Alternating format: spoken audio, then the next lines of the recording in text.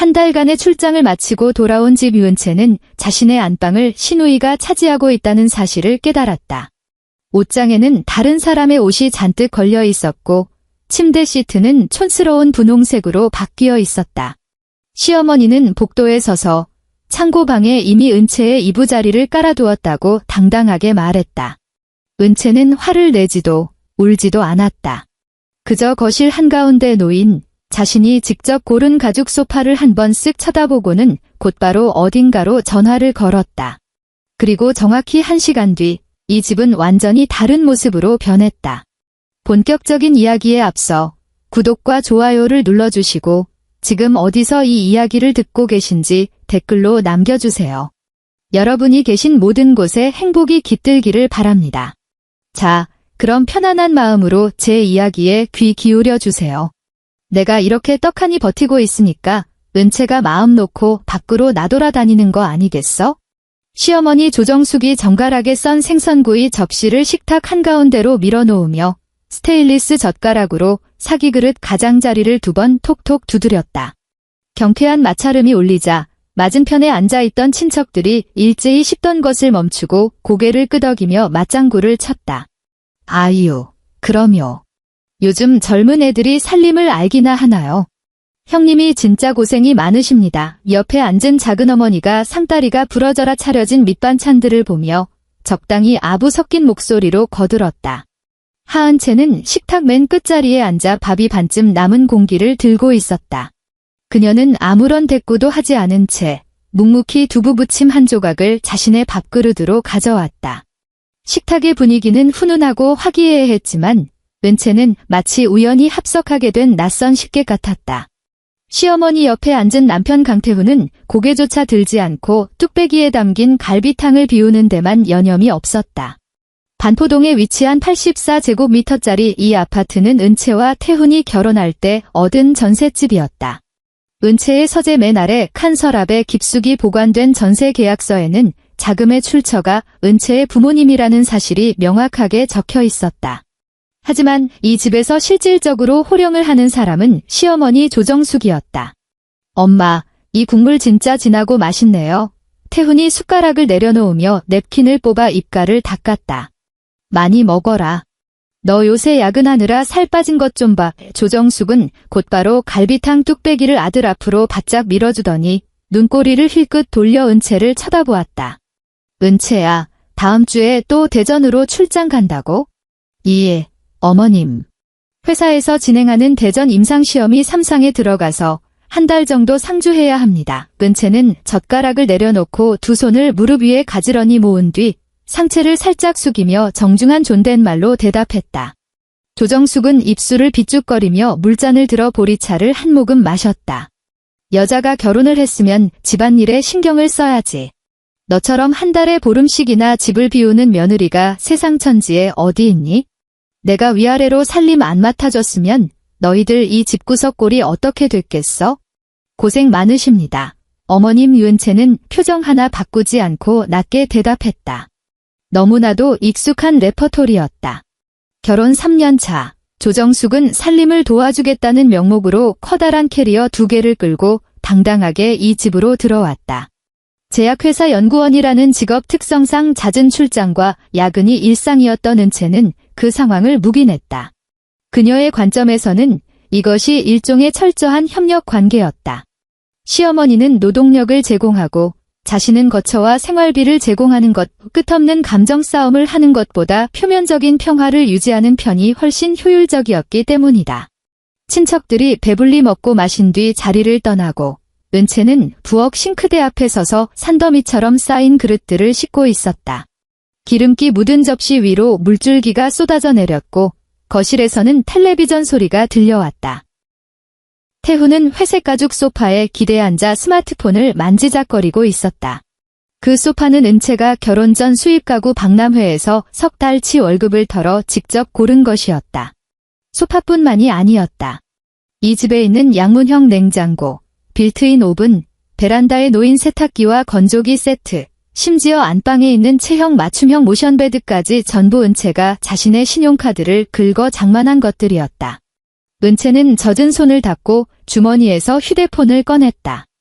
화면에는 연도와 월별로 깔끔하게 분류된 전자 영수증과 결제 내역이 담긴 클라우드 폴더가 떠 있었다. 모든 것을 데이터로 기록하는 습관은 그녀의 직업병이자 이 숨막히는 집에서 그녀가 유일하게 느끼는 은밀한 안전장치였다. 태훈아, 이번 달 월급 들어왔지? 거실에서 거절을 용납하지 않는 조정숙의 단호한 목소리가 들려왔다. 네, 엄마. 방금 엄마 계좌로 다 이체했어요. 태훈의 목소리에는 묘하게 비위를 맞추는 듯한 기색이 역력했다. 그래. 요즘 물가가 어찌나 무섭게 오르는지 마트 가서 채소 몇 개만 집어도 몇만 원이 훌쩍 넘어. 내가 버는 푼돈으로는 우리 식구 밥 먹고 살기도 빠듯하다. 조정숙은 한숨을 푹 쉬며 아주 당당하게 불평을 늘어놓았다. 부엌의 짙은 그림자 속에 서서 은채는 방금 전 자신의 계좌에서 아파트 관리비, 인터넷 요금, 공과금이 자동으로 빠져나간 내역을 조용히 내려다보았다. 태훈의 월급은 거의 전액 조정숙의 관리 명목으로 넘어갔고 이 집의 굵직한 생활비와 유지비는 전부 은채의 신용카드 명세서에 찍히고 있었다. 그녀는 휴대폰 화면을 끄고 마지막 밥그릇을 식기건조대에 엎어놓았다. 괜찮다. 그녀는 속으로 되뇌었다. 장부가 명확하고 이 위태로운 균형이 유지되기만 한다면 이런 것쯤은 아무래도 상관없었다. 사흘 뒤 은채는 캐리어를 끌고 현관에 섰다. 어머님, 이번 달 생활비는 어머님 계좌로 이체해 두었습니다. 냉장고에 있는 냉장육과 채소는 일주일 정도 드실 수 있을 거고요. 다음 주 장볼 돈도 함께 보냈습니다. 은채는 구두를 신으며 차분하게 말했다. 복도에 서서 팔짱을 끼고 있던 조정숙은 그저 차갑게 터하고 짧은 대답을 던졌다. 알았으니까 밖에서 내 몸이나 잘 챙겨. 집안일은 신경 쓰지 말고. 태훈이 은채의 노트북 가방을 들고 문 밖에 서서 그녀를 기다리고 있었다. 내가 서울역까지 데려다 줄까? 됐어. 당신도 출근해야지. 택시 불렀어. 은채는 노트북 가방을 건네받으며 남편을 쳐다보았다. 나 없는 동안 당신이 어머니 좀 잘 챙겨. 걱정 마. 집에 엄마가 계시는데 무슨 일이 있겠어. 태훈이 사람 좋게 웃으며 손을 흔들었다. 은채는 고개를 끄덕이고 엘리베이터에 올랐다. 그녀는 이것이 수도 없이 반복해온 평범한 출장 중 하나일 뿐이라고 생각했다. 하지만 어떤 균형은 한번 무게중심을 잃는 순간 순식간에 와르르 무너져 내린다는 사실을 그때는 알지 못했다. 출장 2주차, 대전에는 연일 굵은 장맛비가 쏟아지고 있었다. 장장 8시간에 걸친 임상 데이터 교차 검증 회의를 마친 은채는 호텔방으로 돌아와 지친 몸을 의자에 기대었다. 정확히 같은 시각, 반포동 아파트의 현관문이 열렸다. 신우이 강수진이 거대한 분홍색 캐리어 2개를 질질 끌고 퉁퉁 부은 눈으로 현관에 서 있었다. 조정숙은 버선발로 뛰어나가 딸의 손을 부여잡았다. 아이고, 내 불쌍한 새끼. 어서 들어와, 어서. 엄마, 나 법원 가서 서류 다 정리했어. 그 미친 인간이 진짜 위자료 한 푼 안 주더라고. 그냥 내 집만 겨우 챙겨서 나왔어. 수지는 훌쩍거리며 가방을 바닥에 내동댕이 치고 신발을 벗어 던진 채 거실로 들어갔다. 작은 방에서 걸어 나온 태훈이 여동생의 거대한 짐가방을 보며 미간을 찌푸렸다. 수진아, 너 이거 얼마나 머물려고? 야, 너 지금 그게 오빠가 돼서 할 소리야. 조정숙이 획 고개를 돌려 아들을 무섭게 노려보았다.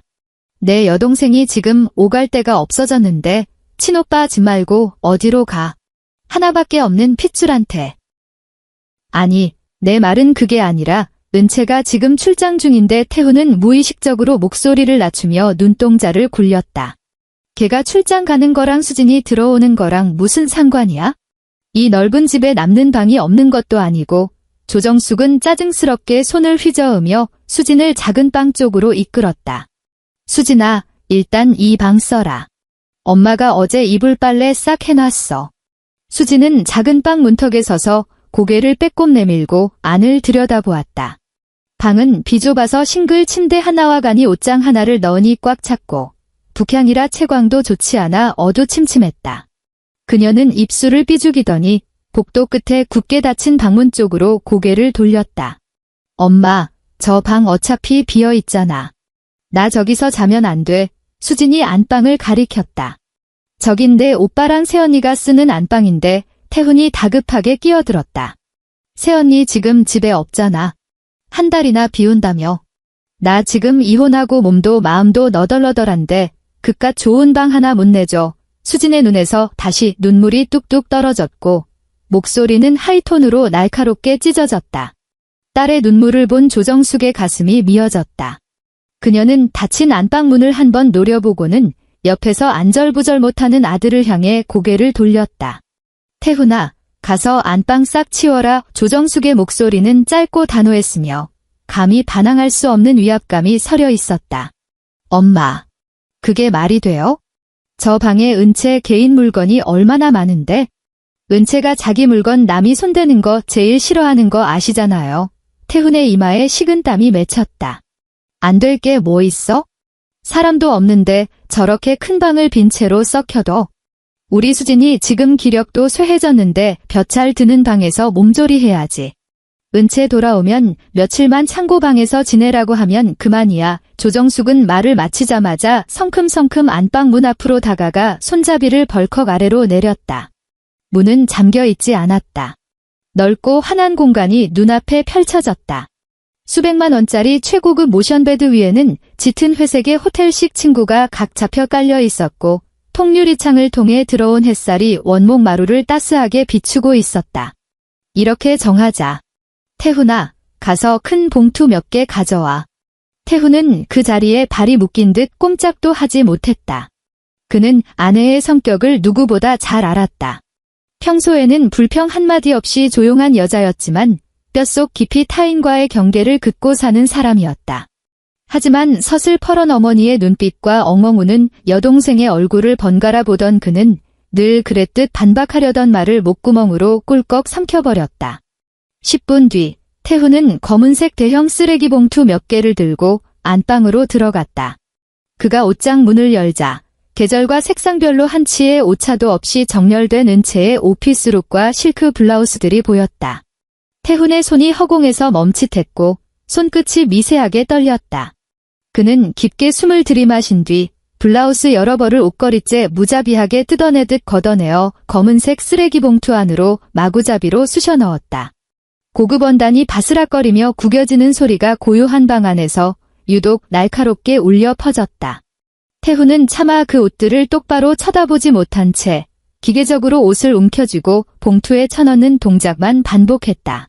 화장대 위에 놓인 고가의 스킨케어 제품들, 서랍장 안의 속옷, 협탁 위에 놓인 책 몇 권까지 모조리 봉투 안으로 쓸어 담겼다. 오빠, 빨리빨리 좀 해면 나 허리 아파서 빨리 눕고 싶단 말이야. 수진이 문가에 짝다리를 짚고 서서 신경질적으로 재촉했다. 태훈은 아무 말 없이 은채의 사적인 물건들로 가득 찬 검은색 쓰레기 봉투의 입구를 꽉 묶어버렸다. 그는 묵직한 봉투 여러 개를 양손에 나눠 들고 안방을 빠져나와 복도를 지나 창고 방문을 열었다. 잡동사니로 가득 찬 창고 방 안에는 햇빛 한 번 제대로 들지 않아 퀴퀴한 곰팡내가 배어 있었다. 그는 구석에 쓰레기 봉투들을 툭툭 던져 놓았다. 봉투끼리 부딪히며 둔탁한 소리가 났다. 태훈은 바닥에 나뒹구는 봉투들을 몇 초간 멍하니 내려다보다가 몸을 돌려 조용히 문을 닫았다. 멀리 대전에 있는 은채는 이 모든 상황을 꿈에도 모르고 있었다. 출장 3주차, 은채는 저녁을 먹는 둥 마는 둥 하던 틈을 타 태훈에게 영상통화를 걸었다. 신호음이 한참을 울린 뒤에야 연결이 되었다. 화면 속에 태훈의 얼굴이 나타났고 배경은 거실의 하얀 벽지뿐이었다. 저녁은 먹었어. 은채가 물을 한 모금 마시며 화면을 향해 물었다. 방금 엄마가 차려주셔서 먹었지. 태훈의 눈동자가 불안하게 흔들렸고 화면이 살짝 흔들렸지만 카메라 앵글은 집 안 풍경이 절대 보이지 않도록 자신의 얼굴만 꽉 채우고 있었다. 집에는 별일 없고? 별일은 무슨, 늘 똑같지 뭐. 당신은? 일은 잘 돼가. 태훈의 말의 속도가 평소보다 묘하게 빨랐다. 바로 그때 화면 너머로 미세한 소음이 들려왔다. 커튼을 거칠게 젖히는 소리와 함께 수진의 불평 섞인 목소리가 희미하게 새어 들어왔다. 엄마, 이 칙칙한 회색 커튼 진짜 꼴 보기 싫어. 나 저번에 쓰던 그 분홍색 커튼으로 달아줘. 은채의 손이 멈칫했다. 그녀는 미간을 살짝 좁히며 화면을 뚫어지게 쳐다보았다. 방금 수진이 목소리 들린 것 같은데? 태훈의 얼굴이 순식간에 딱딱하게 굳었고 목을 대가 크게 한 번 출렁였다. 수진이가 오늘 저녁 먹으러 잠깐 들렀어. 당신도 알잖아. 걔 요새 이혼하고 우울해하는 거 엄마가 바람이나 쐴 겸 자주 오라고 하셨거든. 그래 은채는 더 이상 캐묻지 않았다. 필사적으로 무언가를 숨기려는 남편의 표정을 화면 너머로 응시하며 그녀는 무미건조하게 한마디를 덧붙였다. 수진이한테 안부 전해줘. 통화가 끊기고 휴대폰 화면이 까맣게 꺼졌다. 은채는 깊게 생각하지 않았다. 그저 태훈의 태도가 평소답지 않게 굼뜨고 이상하다고만 느꼈을 뿐이다. 그녀는 다시 노트북을 열고 산더미 같은 임상 데이터를 처리하기 시작했다. 하지만 그 시각, 반포동 아파트의 안방은 이미 완벽하게 다른 공간으로 변질되어 있었다. 모던한 회색 호텔식 침구는 온데간데 없이 사라지고 촌스러운 레이스가 달린 분홍색 이불이 깔려 있었다. 은채가 발품을 팔아 고른 고급 안마 커튼은 구석에 처박힌 채 얇고 팔랑거리는 꽃무늬 천조가리가 창문에 매달려 있었다. 수지는 모션베드에 드러누워 몸을 뒹굴며 만족스러운 한숨을 내쉬었다. 역시 이 침대가 최고야. 엄마, 새언니가 침대 하나는 기가 막히게 좋은 걸로 샀네. 조정숙은 딸의 옷가지를 옷장에 걸어주며 쳐다보지도 않고 대꾸했다. 당연하지. 우리 태훈이가 뼈 빠지게 벌어다 준 돈으로 산 건데 안 좋겠니? 넌 아무 걱정 말고 푹 쉬어. 여기가 내 집이다. 시간은 흘러 출장 4주차로 접어들었다. 대전에서의 임상시험은 예상보다 하루 일찍 마무리되었다. 은채는 태훈에게 미리 연락하지 않았다. 녹초가 된 몸을 이끌고 해 진력 서울역에 도착했다. 대전보다 묘하게 건조한 서울의 공기를 마시며 그녀는 택시를 잡아 타고 반포동 주소를 댔다. 차창 밖으로 스쳐 지나가는 서울의 야경을 보며 은채는 머릿속으로 집에 도착하면 코트 몇 벌을 세탁소에 맡기고 다음 달 아파트 관리비 고지서를 확인해야겠다는 계획을 세우고 있었다. 한 달 내내 이어진 고강도 업무 탓에 뇌가 마비된 것 같은 기분이었다. 지금 그녀가 간절히 원하는 것은 오직 하나, 오롯이 자신만의 공간인 그 익숙한 침대에 쓰러져 깊은 잠에 빠지는 것뿐이었다. 엘리베이터가 12층에서 멈췄다. 은채는 현관문 앞으로 다가가 익숙한 손놀림으로 도어락에 6자리 비밀번호를 눌렀다. 띠리릭 하는 경쾌한 기계음과 함께 문이 열리고 현관의 센서 등이 환하게 켜졌다. 하지만 은채의 발걸음은 문턱을 넘지 못한 채 그대로 멈춰섰다. 자신과 태훈의 신발만 단출하게 놓여 있어야 할 신발장 앞에는 낯선 여자 슬리퍼 2켤레가 어지럽게 널브러져 있었다. 게다가 화려한 굽의 하이힐과 플랫슈즈들이 현관의 가장 좋은 자리를 차지하고 있었고 은채가 즐겨 신던 검은색 로퍼는 구석진 그림자 속으로 밀려나 있었다. 은채는 아무런 소리도 내지 않고 바닥의 신발들을 내려다보았다. 그녀는 캐리어를 문 밖에 그대로 둔 채 구두를 벗고 맨발로 차가운 원목 마루를 밟으며 거실로 들어섰다. 거실의 풍경은 그녀의 머릿속을 순간적으로 하얗게 만들었다. 거실 테이블 위에는 먹다 남은 과자 봉지와 구겨진 휴지 조각들이 산처럼 쌓여 있었다. 그녀가 석 달치 월급을 모아 샀던 회색 가죽 소파 위에는 원색의 화려한 여성용 외투가 허물처럼 벗겨져 있었고 소파 등받이에는 그녀의 것이 아닌 낯선 스카프가 걸쳐져 있었다. 시선을 왼쪽으로 돌리자 고급스러운 양문형 냉장고 문짝에는 아이들이 좋아할 법한 알록달록한 만화 캐릭터 스티커가 덕지덕지 붙어 있어 시야를 찌르듯 자극했다. 집안은 기묘하게 고요했고 오직 안방 쪽에서만 휴대폰 동영상 재생 소리가 희미하게 새어나오고 있었다. 은채는 천천히 안방을 향해 걸음을 옮겼다. 발을 내디딜 때마다 마루의 냉기가 발바닥을 타고 온몸으로 퍼져나가는 듯 했다. 굳게 닫힌 익숙한 방문 앞에 선 그녀는 손잡이를 움켜쥐고 천천히 아래로 눌렀다. 문이 열렸다. 안방 공기 중에는 낯설고 짙은 향수 냄새가 떠다니고 있었다. 수지는 분홍색 시트로 뒤덮인 침대 위에 엎드린 채 두 다리를 허공에 까딱거리며 스마트폰 화면을 미친 듯이 스와이프하고 있었다. 이따금씩 킥킥거리는 천박한 웃음소리가 그녀의 입에서 터져나왔다. 문 열리는 소리에 수진이 무심하게 고개를 들었다. 두 사람의 시선이 허공에서 부딪혔다.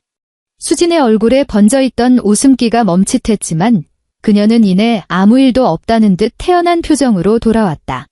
그녀는 몸을 휙 뒤집어 침대 위에 똑바로 앉더니 머리카락을 쓸어 넘기며 오늘 날씨를 묻는 것처럼 무미건조한 말투로 입을 열었다. 어머, 세연이 왔어. 왜 미리 전화도 안 하고 왔대? 은채는 대답하지 않았다. 그녀의 시선은 방 안 곳곳을 차갑게 훑었다. 반쯤 열린 옷장 안에는 수진의 원색 옷들이 빼곡하게 걸려 있었고 화장대 위를 차지하고 있던 은채의 고가 화장품들은 온데간데 없이 사라진 채 그 자리에 더러운 메이크업 브러쉬와 파운데이션 병들이 난장판을 이루고 있었다. 심지어 은채가 자기 전 책을 읽을 때 켜두던 협탁 위의 독서 등은 바닥에 아무렇게나 굴러떨어져 있었다. 내 물건들은 어디 있죠? 은채의 목소리는 너무나도 작고 고요해서 어떠한 감정의 동요도 읽어낼 수 없었다. 수지는 입술을 삐죽거리며 다시 스마트폰을 집어들었다. 엄마가 언니는 혼자니까 창고방에서 자면 된다고 하던데 언니 짐은 오빠가 싹 다 그쪽으로 옮겨놨을걸. 은채는 뒤로 돌아 단 한마디의 대꾸도 없이 복도 끝에 있는 창고방을 향해 걸어갔다. 창고방 문을 열자마자 훅 끼쳐오는 퀴퀴한 곰팡내. 복도에서 새어들어오는 불빛에 의지해 은채는 방 안의 참상을 두 눈으로 확인했다. 거대한 검은색 대형 쓰레기 봉투 4개가 구석에 처박혀 있었고 봉투 입구는 마구잡이로 묶여 있었다. 반투명한 비닐 재질 너머로 그녀가 아끼던 고가의 실크 블라우스가 처참하게 구겨진 채 짓눌려 있는 것이 보였다. 쓰레기 봉투 옆바닥에는 베개조차 없는 낡고 얇은 이불 한 채가 덩그러니 깔려 있었다. 이것이 바로 이 집에서 그녀에게 허락된 자리였다. 은채, 너 왔니? 등 뒤에서 조정숙의 목소리가 들려왔다. 방금 과일을 깎아 접시에 담아 들고 부엌에서 나오던 시어머니는 창고 방 문턱에 서 있는 은채를 발견하고는 안색이 살짝 굳어졌다. 하지만 그녀는 이내 허리를 꼿꼿하게 펴고 턱을 치켜들었다. 이왕 일찍 온 거 빨리 손 씻고 밥 먹을 준비나 해라. 조정숙은 과일 접시를 식탁 위에 툭 내려놓으며 마치 아랫사람을 부리듯 당연하다는 투로 명령했다. 은채는 몸을 돌려 시어머니를 똑바로 쳐다보았다. 제 안방이 왜 수진 아가씨 방으로 바뀌어 있는 겁니까? 너 지금 어른한테 말버릇이 그게 뭐니? 조정숙은 미간을 팍 구기며 단박에 목소리를 높였다. 수진이 저 불쌍한 것, 이혼당하고 상처받아서 몸도 마음도 엉망인데 당연히 크고 벼잘 드는 방에서 몸조리 해야지. 넌 한 달 내내 집에 붙어있지도 않으면서 그 아까운 방을 왜 비워둬? 너 혼자인데 창고방에서 며칠 지내는 게 뭐 대수라고 유난이야. 넌 내 시누이가 길바닥에 나앉는 꼴을 봐야 속이 시원하겠어? 바로 그때 도어락 열리는 소리와 함께 묵직한 철문이 열렸다. 서류 가방을 든 태훈이 현관으로 들어섰다. 거실 한복판에 서 있는 은채를 발견한 그의 발걸음이 돌부리에 걸린 듯 멈칫했고 얼굴은 순식간에 백지장처럼 하얗게 질렸다. 은채야 너 내일 온다며? 태훈은 말을 더듬으며 은채와 제 어머니 그리고 안방 쪽을 미친 듯이 번갈아 보며 눈동자를 굴렸다. 은채는 악다구니를 쓰는 시어머니를 완전히 투명인간 취급하고는 태훈의 코앞까지 다가갔다. 두 사람의 거리는 대전의 장마철 습기를 머금은 은채의 채취가 태훈의 코끝에 닿을 만큼 가까웠다. 내 옷과 물건들을 쓰레기 봉투에 쳐넣은 게 당신이야. 은채는 남편의 흔들리는 두 눈을 정확히 응시했다. 그녀의 목소리는 여전히 소름 끼치도록 차분했고 단 한 번의 떨림조차 없었다. 태훈은 그녀의 시선을 피하며 고개를 푹 숙이고 바닥만 내려다보았다. 은채야 수진이가 지금 상황이잖아. 길어봤자 며칠이야. 제발 그만 좀 하자. 응? 내가 너더러 길바닥에서 자라고 한 것도 아니잖아. 길어봤자 며칠. 제발 그만 좀 하자. 은채는 눈앞에 서서 잔뜩 움츠러든 어깨와 비겁하게 시선을 피하는 이 남자를 가만히 내려다보았다. 순간 모든 상황이 지독하게 우스꽝스러워졌다. 분노로 피가 거꾸로 솟지도 억울함에 눈물이 차오르지도 않았다. 그 대신 마치 한겨울의 얼음물을 머리 위로 뒤집어 쓴 것처럼 섬뜩할 정도로 차가운 이성이 뇌리를 지배하기 시작했다. 마지막 남은 미련의 불씨마저 완벽하게 꺼져버렸다. 퍼즐이 맞춰졌다. 그녀가 이 집의 관리비를 얼마나 내든 가전과 가구를 얼마나 최고급으로 채워 넣든 핏줄이라는 견고한 성벽으로 둘러싸인 이 가족에게 자신은 그저 돈과 자원을 대주는 호구이자 발판일 뿐이었다. 애초부터 이 집의 하은채라는 사람의 자리는 존재하지 않았다. 은채는 한 걸음 뒤로 물러서서 태훈과의 거리를 벌렸다. 그녀는 소리를 지르지도 물건을 집어 던지지도 단 한 방울의 눈물도 흘리지 않았다. 그녀는 미련 없이 몸을 돌려 베란다 쪽으로 걸어갔다. 육중한 유리문을 열고 나가자 거실에서 들려오는 저들의 뻔뻔한 변명과 악다구니 소리가 유리창 너머로 차단되었다. 서울의 서늘한 밤 공기가 뺨을 스쳤다. 은채는 주머니에서 휴대폰을 꺼내 잠금을 풀고 주소록에서 망설임 없이 한 이름을 찾아 눌렀다. 통화 연결음이 울렸다. 재원 선배. 나야, 은채. 수화기 너머로 부동산 전문 변호사 심재원의 목소리가 들려왔다. 은채. 이 시간에 웬일이야? 무슨 일 있어? 은채는 베란다 유리창에 비친 핏기 하나 없이 차갑게 가라앉은 자신의 얼굴을 응시하며 천천히 입을 열었다. 선배, 확인 좀 할 게 있어서. 지금 살고 있는 반포동 아파트 전세 계약서, 여전히 내 단독 명의로 되어 있는 거 맞지? 맞아. 처음부터 끝까지 내 단독 명의지.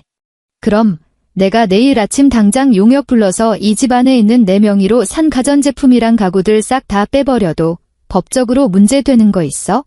수화기 너머로 짧은 정적이 흘렀다. 이내 변호사 특유의 명확하고 확신에 찬 대답이 돌아왔다. 전혀 문제 없어. 내가 결제한 카드 내역이나 영수증만 있으면 그건 명백하게 내 합법적인 개인 재산이야. 알았어. 은채는 베란다 밖으로 끝없이 펼쳐진 화려한 서울의 야경을 내려다보며 손가락으로 차가운 유리를 톡톡 두드렸다. 그럼 전세 계약 연장 안 하겠다는 내용 증명 하나만 띄워줘. 이 집에 있는 인간들 전부 다 내쫓아버릴 거니까. 전화기 너머 심재원의 숨소리가 1초 정도 멈칫하더니 곧바로 냉철한 변호사의 톤으로 바뀌었다. 상황 파악 끝냈다. 전세금 반환 청구 소송이랑 계약갱신 거절 내용 증명은 내가 오늘 밤 안으로 바로 작성할게. 그런데 은채야, 지금 당장 내가 해야 할 일이 하나 있어. 저 사람들이 눈치채고 손쓰기 전에 이 집 안에 있는 내 소유의 모든 재산과 현재 가구 배치 상태를 하나도 빠짐없이 사진과 동영상으로 찍어둬. 자금 출처 증빙을 위한 보조 자료니까 구석구석 철저하게 남겨야 해. 지금 바로 찍을게. 은채는 전화를 끊었다. 그녀는 뒤로 돌아 다시 베란다 유리문을 활짝 열어젖혔다. 막혀있던 거실의 소음이 파도처럼 고막을 때렸다. 시어머니 조정숙은 안방 쪽을 삿대질하며 땀을 뻘뻘 흘리는 아들 강태훈에게 미친 듯이 핏대를 세우고 있었고 시누이 강수진은 팔짱을 낀 채 소파에 삐딱하게 기대앉아 눈을 까뒤집고 있었다. 은채는 그들의 존재를 완벽하게 지워버렸다. 그녀는 휴대폰을 눈높이로 들어 올리고 동영상 촬영 버튼을 눌렀다. 화면 상단에서 붉은색 녹화 버튼이 깜빡이기 시작했다. 카메라 앵글은 수진의 싸구려 외투에 짓눌려 주름이 간 회색 가죽 소파를 훑고 과자 부스러기가 나뒹구는 거실 테이블을 지나 거실 벽면을 꽉 채운 75인치 대형 텔레비전을 천천히 담아냈다. 은채의 발걸음은 흔들림 없이 평온했고 단 한순간의 머뭇거림도 없었다. 야, 너 지금 뭐 하는 짓이야? 가장 먼저 은채의 행동을 발견한 조정숙이 짐승처럼 달려들며 카메라 렌즈를 손바닥으로 가리려 했다. 어디서 싸가지 없이 휴대폰을 들이대고 난리야. 이게 무슨 짓거리야. 은채는 상체를 살짝 비틀어 시어머니의 거친 소나귀를 가볍게 피했다. 카메라 앵글은 자연스럽게 부엌 쪽으로 이동하여 유치한 만화 캐릭터 스티커로 도배가 된 양문형 냉장고를 정확하게 포착했다. 은채야, 제발 이러지 마. 태훈이 다급하게 다가왔다. 그의 목소리에는 숨길 수 없는 당혹감과 비굴한 애원이 섞여 있었다. 그는 어떻게든 은채의 손목을 잡으려 허우적거렸다. 엄마가 아까 말이 좀 심하셨어. 그래도 우리가 남도 아니고 다 한 식구인데 앉아서 대화로 풀면 되잖아. 이렇게 휴대폰 들고 동영상까지 찍어가며 사람 취조하듯 굴면 서로 감정만 상하잖아. 은채는 걸음을 멈추고 휴대폰 화면 위로 시선을 들어 태훈의 얼굴을 똑바로 쳐다보았다. 한 식구, 은채의 억양에는 어떠한 높낮이도 없었다. 분노 섞인 질책의 무게조차 느껴지지 않는 그저 단순히 단어 세 글자를 앵무새처럼 따라한 것에 불과했다. 그녀는 벌레를 피하듯 태훈을 스쳐 지나가 곧장 안방으로 향했다. 그 기세를 본 수진이 소파에서 용수철처럼 튀어올라 안방 문 앞을 온몸으로 막아섰다. 뭐 하는 거야? 여기 내 방이야. 들어오지 마. 은채는 입을 굳게 다문 채 휴대폰 렌즈를 수진의 찌그러진 얼굴과 그녀 등 뒤로 반쯤 열린 안방 문 틈으로 들이밀었다. 화면 속에는 촌스러운 분홍색 레이스 시트가 덮인 최고급 모션 베드와 옷장을 꽉 채운 수진의 짐짝들이 선명하게 녹화되고 있었다. 비켜, 은채가 수진의 눈동자를 꿰뚫을 듯 응시하며 낮게 읊조렸다. 수진은 온기라고는 한 줌도 없는 은채의 서늘한 눈빛에 압도되어 자신도 모르게 등골이 오싹해지며 옆으로 움찔 물러섰다. 은채는 문을 활짝 열어젖히고 방 안의 처참한 꼴을 빠짐없이 영상에 담은 뒤 몸을 돌려 복도 끝으로 걸어갔다. 창고 방 문이 열렸다. 카메라 앵글은 구석에 처박힌 4개의 거대한 검은색 쓰레기 봉투 위에서 오랫동안 머물렀다.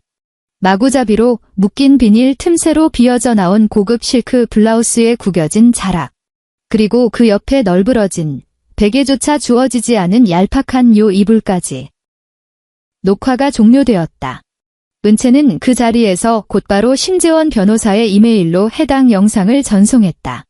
그녀는 거실에 우두커니 서 있는 세 사람 쪽으로는 단 한 번의 시선도 주지 않은 채 그대로 창고 방으로 들어가 얇은 나무 문을 쾅 닫고 안에서 잠금쇠를 걸어 잠갔다. 문밖에서는 시어머니의 찢어지는 듯한 고함이 터져나왔다. 저거 태도 좀 보소. 시어미가 눈퍼렇게 뜨고 서 있는데 감히 문을 쾅 닫아. 태훈이 너 저딴 걸 마누라라고 데리고 살아. 밖에 나가서 한 달 쏘다니더니 아주 간땡이가 부었지. 이 집구석이 네 집인지도 모르고 위아래도 없이. 태훈은 쩔쩔매며 어머니를 말리느라 진땀을 뺐고 수지는 그 옆에서 새언니의 표정이 어땠느니 하며 얄밉게 기름을 들이붓고 있었다. 창고 방 안은 캄캄했다. 복도의 불빛만이 문틈을 타고 가느다랗게 새어 들어올 뿐이었다. 햇빛 한 번 제대로 들지 않아 퀴퀴한 곰팡내와 매캐한 먼지 냄새가 공기 중에 뒤섞여 있었다.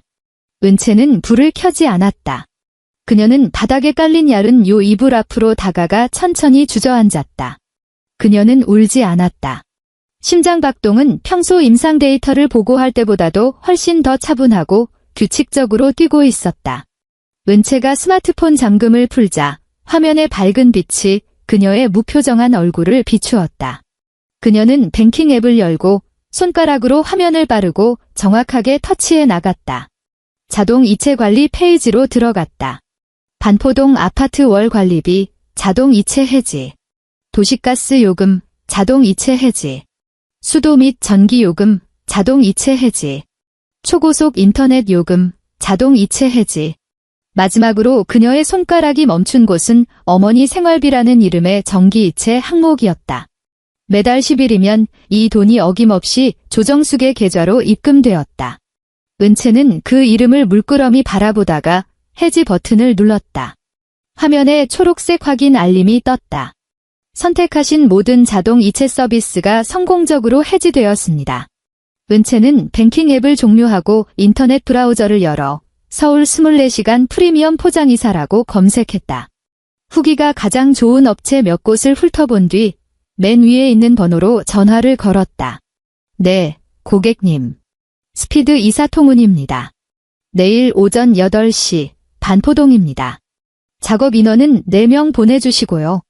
옷이나 자잘한 잔짐은 포장할 필요 없고 대형 가구와 가전제품 일체만 빼주시면 됩니다. 은채의 목소리는 고요한 창고 방 안에서 유독 또렷하게 울렸다. 네, 알겠습니다. 도착지가 어디실까요? 일단 그쪽 항온 보관 창고에 맡겨주세요. 추후 주소는 다시 알려드리겠습니다. 벽걸이 텔레비전이랑 빌트인 오븐까지 전부 해체해서 가져가셔야 합니다. 가능하시죠? 문제 없습니다. 고객님 물건이라면 저희가 완벽하게 해체해서 옮겨드립니다. 전화를 끊은 뒤 은채는 차가운 벽에 등을 기댔다. 그녀는 구석에 놓인 자신의 개인 물건들이 처박힌 검은색 쓰레기 봉투들을 가만히 바라보다가 두 눈을 감았다. 이튿날 이른 아침, 서울의 하늘은 잿빛으로 흐렸다. 7시 30분. 부엌에서는 조정숙이 도마가 부서져라 칼질을 해대는 소리가 요란하게 울려 퍼졌다. 어젯밤 은채가 문을 쾅 닫고 들어간 것에 대한 불만을 대놓고 표출하는 듯했다. 안방 문은 굳게 닫혀 있었고 수지는 아직 꿈나라였다. 태훈은 작은 방에서 출근 준비를 하며 옷을 갈아입고 있었다. 정각 8시. 현관 초인종이 정확하게 울렸다. 아침 대바람부터 누구야? 조정숙이 부엌에서 뒤집개를 든 채 꿍얼거리며 걸어 나왔다. 현관 앞으로 다가가 비디오폰 화면을 들여다보니 똑같은 파란색 유니폼을 입은 건장한 남자 넷이 서 있었다. 조정숙은 미간을 찌푸리며 통화 버튼을 눌렀다. 누구신데 이 아침부터 남의 집배를 눌러요? 윗집에서 또 물 샜대요? 안녕하세요. 스피드 이사통운입니다. 오전 8시 방문 예약 받고 왔습니다. 작업 반장으로 보이는 남자가 카메라를 향해 말했다. 조정숙은 어리둥절한 표정으로 마침 작은 방에서 걸어 나오는 태훈을 뒤돌아보았다. 포장이사. 태훈아, 내가 이삿짐 센터 불렀니? 아랫집 김씨네 이사간대? 바로 그때 창고 방 문이 열렸다. 은채는 단정한 검은색 트렌치코트 차림으로 태블릿 PC를 손에 든 채 걸어 나왔다. 그녀는 영문을 몰라 하는 조정숙을 지나쳐 곧바로 도어락의 문 열림 버튼을 꾹 눌렀다. 문이 열리자 4명의 이삿짐 센터 직원들이 줄지어 들어왔다. 제가 예약한 하은채입니다. 은채가 작업 반장에게 태블릿 PC를 건넸다. 화면에는 상세한 물품 목록이 띄워져 있었다. 여기 리스트에 있는 물건들 전부 빼주시면 됩니다. 거실부터 시작하시죠. 반장은 리스트를 한번 쓱 훑어보더니 즉시 뒤에 서 있는 3명의 직원에게 손짓했다. 자, 작업 시작합시다. 텔레비전이랑 소파부터 빼요. 2명의 직원이 곧장 거실 텔레비전 장식장 쪽으로 다가갔다. 한 명은 능숙하게 전원선을 뽑았고 다른 한 명은 공구상자에서 전동 드라이버를 꺼내 벽에 박힌 텔레비전 브래킷에 바로 가져다 댔다. 위잉, 위잉. 전동 드라이버가 날카로운 소음을 내며 돌아갔다. 조정숙은 그제야 상황 파악이 되었다. 그녀가 쥐고 있던 뒤집개가 바닥에 쨍그랑 떨어졌고 그녀는 꼬리를 밟힌 고양이처럼 비명을 질렀다. 야, 당신들 지금 뭐 하는 거야? 누가 우리 아들 텔레비전에 손대래. 멈춰. 당장 안 멈춰. 그녀는 브레이크를 해체하고 있는 직원을 밀쳐내려 득달같이 달려들었다. 은채가 한 걸음 앞으로 나서며 시어머니와 직원 사이를 굳건하게 막아섰다. 어머님, 이분들은 지금 업무 중이십니다. 은채는 조정숙을 노려보며 차가운 존댓말로 경고했다. 만약 이분들 털끝 하나라도 건드리시면 업무방해죄로 당장 경찰에 신고하겠습니다. 너 미쳤어? 조정숙은 분노로 온몸을 부들부들 떨며 은채의 코앞에 삿대질을 해댔다. 여기가 내 아들 집인데 내가 무슨 자격으로 사람을 불러서 살림살이를 빼내. 내 눈엔 내가 시어미로 보이지도 않니? 은채는 목소리 하나 높이지 않았다. 그저 평온한 얼굴로 태블릿 PC 화면을 스와이프해 전자 영수증 캡처본을 띄운 뒤 조정숙의 눈앞에 바짝 들이밀었다. 삼성 75인치 LED 텔레비전. 구매 일자 2년 전 4월. 결제자 하은채. 제 명의로 된 신용카드로 긁은 겁니다. 은행 거래 내역서까지 싹 다 뽑아서 대조해 드릴까요? 조정숙은 화면에 선명하게 찍힌 글자들을 보며 목구멍에 손뭉치가 꽉 막힌 듯 욕설을 내뱉지도 못하고 컥컥거렸다. 그녀는 획 고개를 돌려 태훈을 쳐다보았다. 태훈아, 넌 마누라가 미쳐 날뛰는데 그 자리에 멍청하게 서서 구경만 할래? 제가 지금 이 집구석을 다 박살내고 있잖아. 태훈은 작은 방 문턱에 선 채 얼굴이 백지장처럼 질려 있었다. 그는 두 직원이 거대한 텔레비전 화면을 벽에서 떼어내어 두툼한 충격 방지용 담요로 꽁꽁 싸매는 모습을 넋나간 듯 지켜보았다. 은채야, 내가 이렇게 빌게. 제발 이러지 마. 태훈의 목소리가 파르르 떨렸다. 그는 다가와 은채의 손을 붙잡으려 애썼다. 내가 수진이한테 안방 내준 게 화가 나서 그런 거면 내가 다 잘못했어. 그렇다고 집안 살림을 싹 다 빼버리면 어떡해. 이거 다 가져가면 우리는 어떻게 살라고? 은채는 그의 손길을 싸늘하게 쳐냈다. 애원으로 가득 찬 태훈의 얼굴을 훑어내리는 그녀의 머릿속에는 어젯밤 영상통화에서 비겁하게 시선을 피하던 그의 눈동자만이 떠오를 뿐이었다. 반장님, 소파 빼주세요. 은채는 태훈을 철저히 무시한 채 직원들에게 곧바로 다음 지시를 내렸다. 두 직원이 회색 가죽 소파 앞으로 다가갔다. 어젯밤 수진이 소파 위에 아무렇게나 던져놓았던 원색의 외투와 스카프는 직원들의 손에 의해 거침없이 바닥으로 내동댕이 쳐졌다. 육중한 소파가 들려나가자 거실 바닥에는 그동안 햇빛을 받지 않아 색이 짙게 남은 직사각형 모양의 원목 마루 자국이 휑하게 드러났다. 소파가 사라진 거실은 순식간에 휑하고 넓어 보였다. 사람들이 말하는 소리가 미세하게 울리기 시작했다. 다음은 부엌입니다. 은채가 부엌 쪽을 가리켰다. 직원들이 대차를 밀며 부엌으로 향했다. 탁이 든 만화 캐릭터 스티커가 덕지덕지 붙어있는 양문형 냉장고였다. 조정숙은 새끼 품은 암탉처럼 찢어지는 비명을 지르며 부엌으로 돌진하더니 두 팔을 쫙 벌려 냉장고 문 앞을 필사적으로 막아섰다. 안 돼. 이것만은 절대 안 돼. 내가 엊그제 담가놓은 김치통이 몇 개인데? 시댁에서 보내준 한우도 잔뜩 들어있단 말이야. 냉장고 코드 뽑으면 이거 다 쉬어 터져서 버려야 해. 차라리 날 죽이고 가져가라. 직원들은 걸음을 멈추고 난감한 기색으로 은채를 쳐다보았다. 은채는 손목 시계를 내려다보며 말했다. 딱 5분 드리겠습니다. 어머님 음식들 전부 꺼내세요. 5분 뒤에도 안에 내용물이 남아있으면 직원들이 음식물 쓰레기 봉투에 통째로 쳐넣어서 버릴 겁니다. 하은채. 너 천벌 받을 줄 알아. 조정숙은 눈시울이 붉어진 채 핏대를 세우며 악을 썼고 눈가에는 눈물이 그렁그렁 맺혀 있었다. 4분 남았습니다. 은채의 목소리는 여전히 무미건조했다. 태훈은 결국 이성을 잃고 부엌으로 뛰쳐들어가 어머니의 팔을 거칠게 잡아 끌었다. 엄마.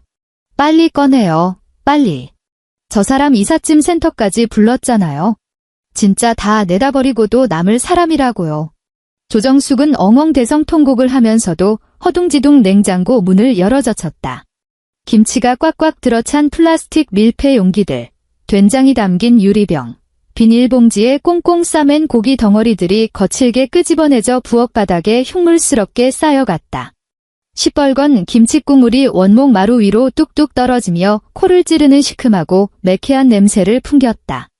5분이 지나자마자 직원들은 가차없이 냉장고 코드를 뽑아버렸다. 거대한 냉각 컴프레서가 멈추면서 집 안을 맴돌던 백색 소음마저 사라져 공간은 더욱 소름 끼치도록 적막해졌다.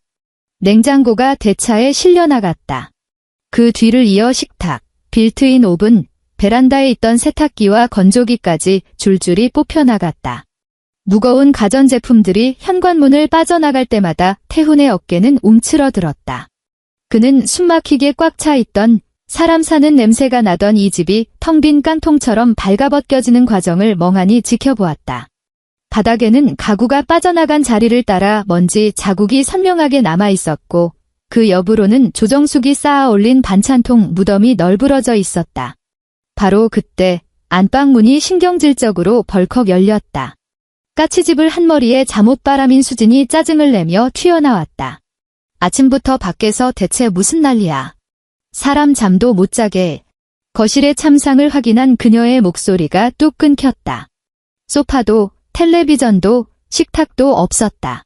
휑한 벽지와 마룻바닥, 그리고 그 한가운데 우뚝 서 있는 4명의 낯선 남자들 뿐이었다. 이게 다 뭐야? 수진은 두 눈을 휘둥그레 떴다. 은채는 고개를 돌려 수진을 흘끗 쳐다보고는 손을 들어 그녀 등 뒤에 안방을 가리켰다. 반장님, 안방에 있는 침대 프레임, 모션베드 매트리스, 그리고 화장대까지. 전부 다 빼주세요. 수진이 귀가 찢어질 듯한 비명을 지르며 안방 문틀을 두 손으로 악착같이 부여잡았다. 어딜 감히. 여기 내 방이야. 아무도 못 들어와. 은채가 그녀 앞까지 바짝 다가갔다. 수진의 시야에 은채의 트렌치코트 기대에 박힌 정교한 바느질 선이 선명하게 보일 만큼 가까운 거리였다. 강수진 은채가 그녀의 이름 석자를 서늘하게 불렀다. 은채는 코트 주머니에서 반듯하게 접힌 A4 용지 한 장을 꺼내어 수진의 눈앞에 펼쳐 보였다. 그것은 반포동 아파트 전세 계약서 사본이었다. 전세 보증금 8억 원 임차인 하은채, 근채의 길고 가느다란 손가락이 계약서의 핵심 조항을 톡톡 두드렸다. 이 집은 현관부터 베란다 끝까지 단 한 평의 예외도 없이 모든 사용 권한이 내 명의로 되어 있어. 내가 지금 발을 딛고 서 있는 곳은 내 집이고 내가 누워 자던 침대는 내 돈으로 산 내 물건이야. 넌 지금 내 허락도 없이 내 개인 재산을 무단으로 점거하고 있는 불법 침입자일 뿐이야. 당장 비켜. 수진은 은채가 뿜어내는 얼음장 같고 절대적인 위압감에 기가 눌려 문틀을 꽉 쥐고 있던 손가락에 스르르 힘이 풀리고 말았다. 직원들이 일제히 안방으로 밀려 들어갔다. 그들에게 일말의 자비란 없었다. 촌스러운 분홍색 레이스 이불은 걸레짝처럼 뜯겨 바닥 구석에 내팽개쳐졌다.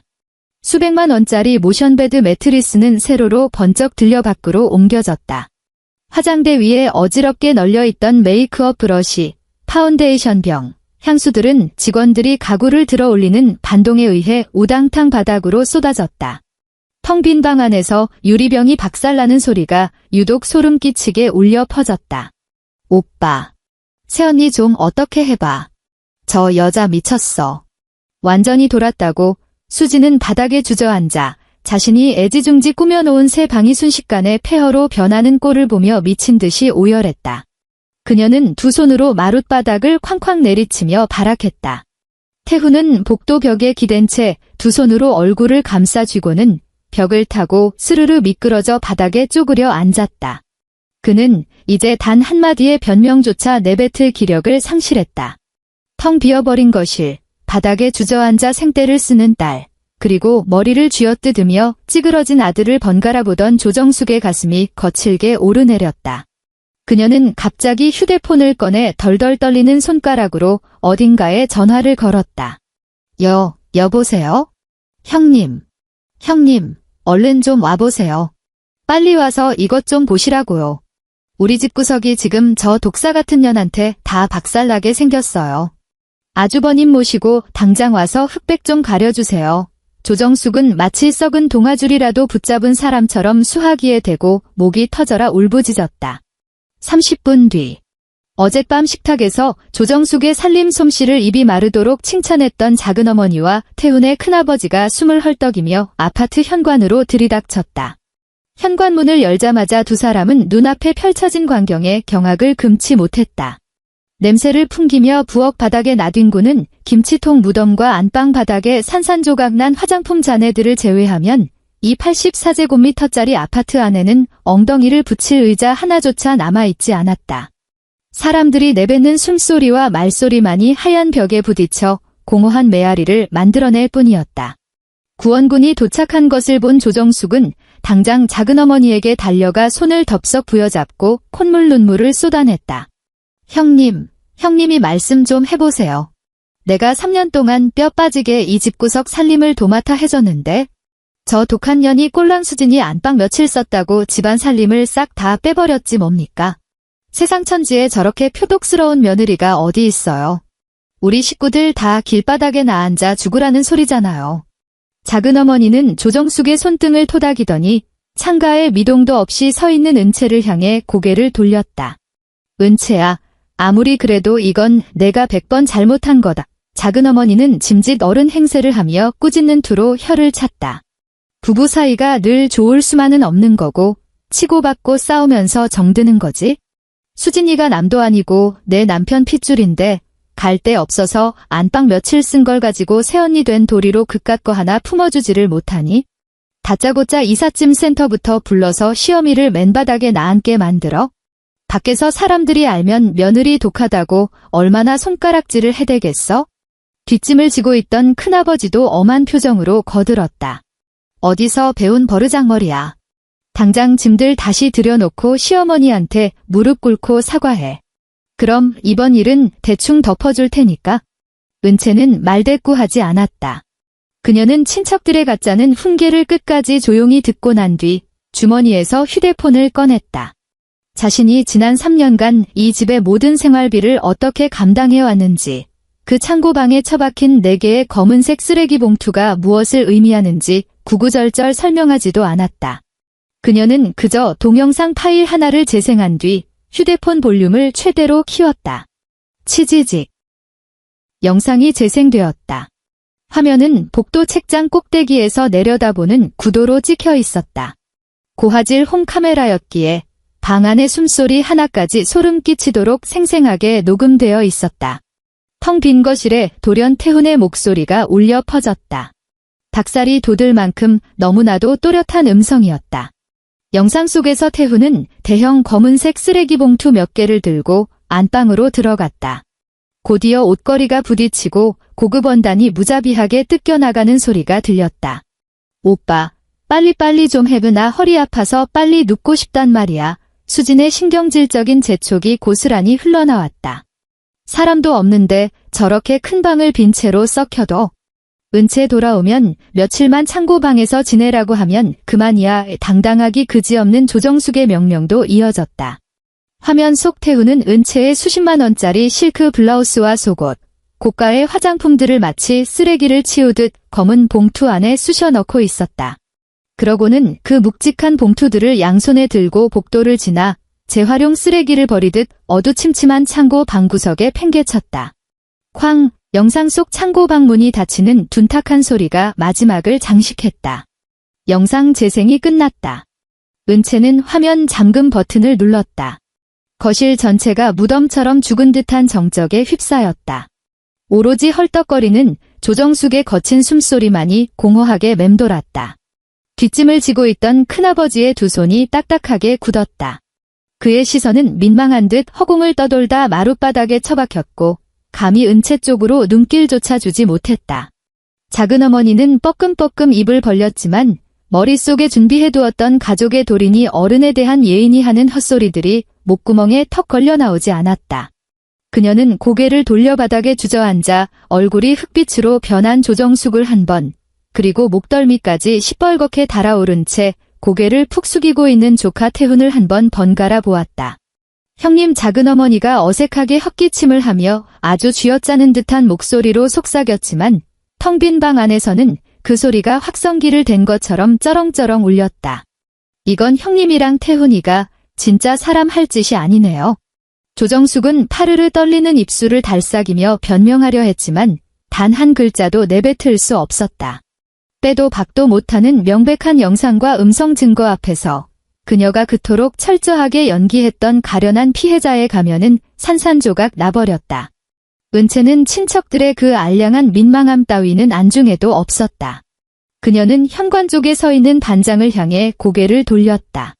마지막 하나 남았습니다. 은채가 현관을 가리켰다. 반장이 고개를 끄덕이더니 직원들을 데리고 현관에 짜 맞춘 천장 높이의 대형 빌트인 신발장으로 다가갔다. 하나, 둘, 셋, 으라차. 직원들이 기합을 넣으며 신발장을 비스듬히 들어 올렸다. 그 안에 가지런히 놓여있던 신발들이 지지대를 잃고 와르르 쏟아져 내렸다. 조정숙의 효도화, 수진의 화려한 명품 하이힐들, 태훈의 구두가 마치 더러운 쓰레기 비가 내리듯 현관 바닥으로 곤두박질치며 흉측한 쓰레기 산을 만들어냈다. 이삿짐 센터 직원들이 마지막 남은 신발장까지 들고 대문 밖으로 빠져나갔다. 은채는 창고방으로 걸어가 한 손에는 출장에서 돌아올 때 끌고 왔던 캐리어를, 다른 한 손에는 자신의 사적인 물건들이 처박힌 검은 쓰레기 봉투 4개를 단단히 움켜쥐었다. 그녀는 현관으로 걸어 나와 바닥에 나뒹구는 타인들의 신발 쓰레기 더미를 훌쩍 넘어섰다. 그 순간 바닥에 주저앉아 있던 태훈이 비틀거리며 일어나 현관으로 돌진하더니 은채의 캐리어 손잡이를 덥석 부여잡았다. 그의 두 눈은 실핏줄이 터져 시뻘겋게 충혈되어 있었고 목소리에는 밑바닥까지 추락한 자의 원초적인 공포가 서려 있었다. 은채야, 너 어디 가려고? 내가 가버리면 이 집은 어떡하라고? 은채의 발걸음이 멈췄다. 그녀는 지난 3년간 남편이란 이름으로 껍데기만 곁에 두었던 이 남자를 똑바로 내려다보았다. 이 지경이 된 마지막 순간까지도 이 남자의 입에서 나오는 걱정은 내가 어떻게 지낼지가 아니라 이 집구석이 어떻게 될지에 대한 것뿐이었다. 내일 심재원 변호사가 당신 회사로 내용 증명 발송할 거야. 은채의 목소리는 평범한 임상 데이터 수치를 읊어주듯 건조하고 차분했다. 전세 계약 만료되면 갱신 안에 계약 기간 끝날 때까지 남은 몇 달 동안은 당신 식구들끼리 이 가구 하나 없는 빈집에서 알아서 자든가 말든가 해. 그게 임차인인 내가 당신들에게 베푸는 마지막 잡이니까. 그녀는 거칠게 캐리어 손잡이를 낚아챘다. 이혼 소장도 같이 갈 거야. 위자료 청구 같은 구질구질한 짓은 안 해. 당신들 같은 쓰레기들이랑 법정에서 엮이는 것조차 내 시간 낭비니까. 은채는 현관문을 거세게 밀치고 나가 엘리베이터에 올랐다. 엘리베이터 문이 스르르 닫히며 태훈의 절망적인 부름과 조정숙이 뒤늦게 터뜨린 짐승 같은 통곡 소리를 완벽하게 차단해버렸다. 1시간 뒤, 은채는 자신의 차를 몰고 수원으로 향하는 고속도로를 달리고 있었다. 차창을 살짝 열자 고속도로의 거센 삭풍이 뺨을 때리며 밀려와 그녀의 옷깃에 배어있던 반포동 아파트의 퀴퀴한 곰팡내를 시원하게 날려버렸다. 차량 블루투스 스피커가 울리며 내비게이션 화면에 심재원 변호사라는 발신자 이름이 떴다. 은채는 스티어링 휠에 있는 통화 버튼을 눌렀다. 은채야, 내용 증명은 우체국 통해서 방금 발송 처리했다. 이혼 소송 서류도 완벽하게 세팅 끝났어. 전세 보증금 출처랑 가전 가구 결제 내역서 전부 내 손에 있으니까 재산 분할은 더 볼 것도 없이 명확해. 그쪽에서 소송 걸어봐야 승산은 제로야. 심지원의 목소리에는 변호사 특유의 안도감을 주는 묵직한 확신이 깔려 있었다. 고마워, 선배. 수고 많았어. 지금 어디 가는 길이야? 수원. 우리 본가로. 그래, 푹 쉬어라. 남은 쓰레기 처리는 선배가 알아서 할 테니까. 통화가 끊겼다. 은채는 끝없이 뻗은 직진 도로를 응시했다. 한 달간의 고강도 출장에 이은 아침의 살벌한 대치극으로 육체는 너덜너덜해졌지만 그녀의 숨결만은 그 어느 때보다 가볍고 상쾌했다. 지난 3년 동안 짓눌려 있던 가슴 속의 거대한 바위덩어리가 산산조각나 흔적도 없이 사라진 기분이었다. 같은 시각, 반포동 84제곱미터 아파트 안은 그야말로 무덤 속이나 다름없었다. 태훈, 조정숙, 수진 세 사람은 휑하게 벗겨진 원목마루 위에 삼각형 구도로 멍하니 주저앉아 있었다. 조정숙의 주변에는 김치와 고기가 든 반찬통들이 흉물스럽게 널브러져 있었다. 실내 온도 탓에 음식물은 서서히 부패해 가고 있었고 공기 중에는 시큼하게 쉰내가 퍼지기 시작했다. 그녀는 두 손으로 얼굴을 파묻은 채 넋이 나가 울음소리조차 내지 못했다. 수지는 구석에 처박혀 있던 분홍색 레이스 이불을 뒤집어 쓴 채 딱딱한 맨바닥에 웅크리고 누워 있었다. 호두알처럼 퉁퉁 부은 눈으로 허공을 응시하며 그녀는 고장난 기계처럼 중얼거렸다. 어떻게 나한테 이래? 그 여자가 어떻게 감히 나한테? 태훈은 휴대폰을 꺼내 주소록을 뒤적였다. 어떻게든 매트리스 몇 개라도 구해야 했다. 당장 오늘 밤 맨바닥에서 잘 수는 없는 노릇이었다. 그는 대학 시절 가장 친했던 동기의 번호를 눌렀다. 동호야. 태훈은 최대한 아무 일도 없는 척 목소리를 꾸며냈다. 너희 집 저번에 바꿨다던 그 낡은 매트리스 아직 안 버렸지? 우리 집에 갑자기 사정이 좀 생겨서 며칠만 빌려 쓸 수 있을까 해서. 전화기 너머로 무려 5초간의 무거운 정적이 흘렀다. 태훈아, 친구의 목소리에는 숨길 수 없는 당혹감과 꺼림칙함이 묻어났다. 그게 우리 와이프가 아까 카톡 단톡방에서 영상을 하나 봤거든. 그 내가 검은색 쓰레기 봉투 들고 왔다 갔다 하는 영상 말이야. 재수 씨가 우리 부부 동반 모임 단톡방에 그걸 올리고 나가버렸어. 태훈의 머릿속에서 삐 하는 이명이 울렸다. 온몸에 피가 순식간에 얼굴로 역류하며 호흡이 완전히 멎어버렸다. 임마, 내가 널 안 도와주려는 게 아니라 우리 와이프가 너한테 물건 하나라도 빌려주면 당장에 데리고 친정 가버리겠대. 솔직히 이번 일은 내가 선을 심하게 넘긴 했어. 미안하다. 끊을게. 전화가 끊겼다. 뚜 하는 차가운 통화 종료음만이 텅 빈 거실 안을 맴돌았다. 태훈은 휴대폰 화면을 내려다보았다. 카카오톡을 열어보니 은채와 얽혀있던 모든 단톡방에서 자신이 강제 퇴장당해 있었다. 그리고 부부 동반 지인들 중 그 누구도 그에게 무슨 일이냐고 개인톡을 보내오지 않았다. 마치 짠 것처럼 완벽하게 일치된 그 서늘한 침묵은 수백 마디의 비난보다도 그의 목통을 더 지독하게 조여왔다. 그는 고개를 들어 사방의 새하얀 벽지를 쳐다보았다. 수백만 원짜리 고급 가구들도 은채가 피땀 흘려 채워넣었던 윤택한 물질들도 모두 사라진 이 공간. 어머니가 동네방네 떠벌리며 자랑해 마지 않던 내 아들의 번듯한 집은 지금 보니 그저 다 쓰러져가는 싸구려 난민 수용소나 다름없었다. 그는 마침내 뼈저리게 깨달았다. 이 집구석이 멀쩡하게 굴러갈 수 있도록 지탱해온 기둥은 어머니의 유세 섞인 잔소리도 자신의 알량한 월급 봉투도 아니었다. 언제나 불평 한마디 없이 묵묵히 오직 숫자가 찍힌 카드 명세서와 장부로만 자신의 존재를 증명해 내던 그 조용한 여자의 희생 덕분이었다는 것을. 엄마 태훈의 목소리는 사포로 박박 긁어대는 것처럼 처참하게 갈라져 있었다.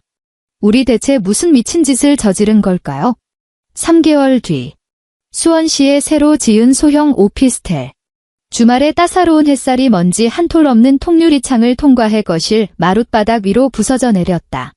마트에서 장을 보고 돌아온 은채는 손에 든 에코백을 부엌 아일랜드 식탁 위에 가볍게 올려놓았다. 이곳의 평수는 반포동 아파트의 절반밖에 되지 않았지만 집안의 모든 물건은 은채가 가장 편안함을 느끼는 완벽한 동선에 배치되어 있었다. 새로 장만한 양문형 냉장고는 조용하게 돌아가고 있었고 문을 열면 쉰내를 풍기는 끔찍한 김치통 대신 줄 맞춰 세워진 생수병들과 그녀가 좋아하는 싱싱한 딸기 한 팩, 그리고 신선한 샐러드 몇 팩만이 정갈하게 놓여 있었다. 딸기를 씻은 은채는 투명한 유리 볼을 들고 거실로 걸어 나왔다. 그녀는 익숙한 회색 가죽 소파 깊숙이 몸을 파묻었다. 석 달치 월급을 고스란히 털어 샀던 바로 그 소파. 푹신한 가죽이 그녀의 체중을 포근하고 안정감 있게 받쳐주었다. 거실 테이블 위에 놓인 스마트폰이 징하고 짧게 울렸다. 화면이 켜지며 저장되지 않은 번호로 문자 메시지 한 통이 도착했다.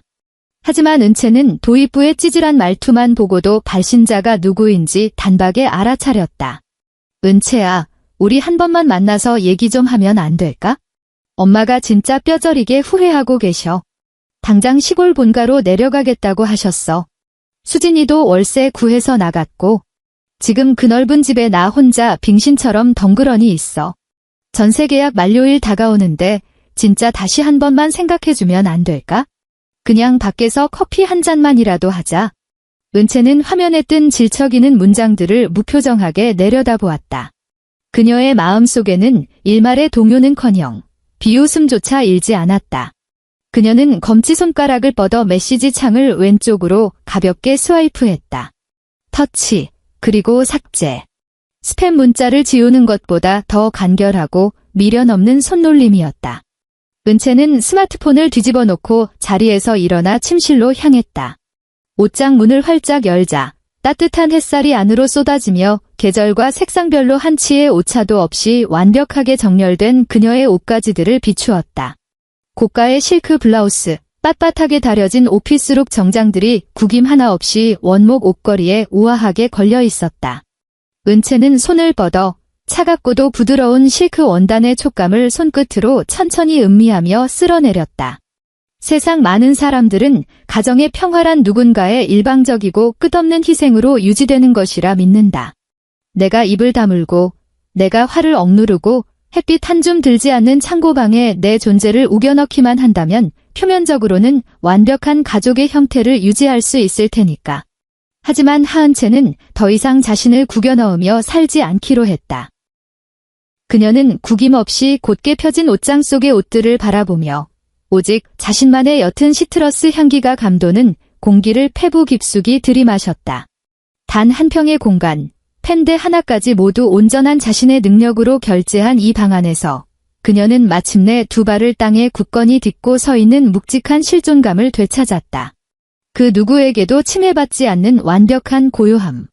그것이야말로 이 세상에서 가장 비싸고 값진 사치품이었다.